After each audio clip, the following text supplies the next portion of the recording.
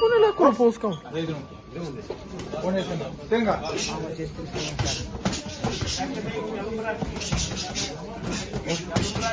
O jumătate de pas înapoi și revii.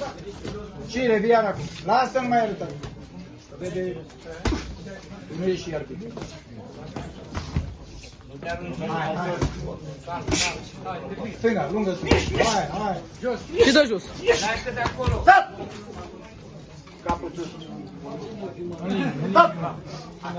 Așa repede. Mai ușor, prea repede. Lasă-l mă băi. Lăsați-l, mai.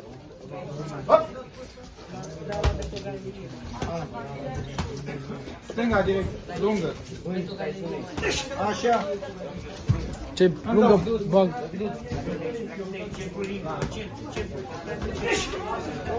Și dreapta. Și unde?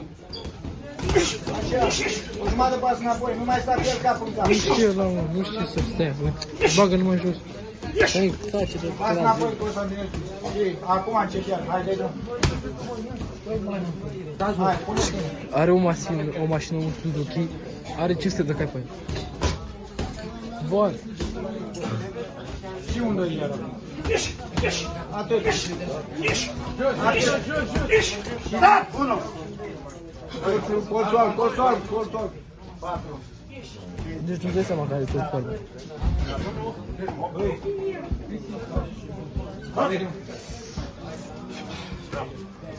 Drumul la dreaptă, Geo, dacă vrei. Stânga pe dreapta.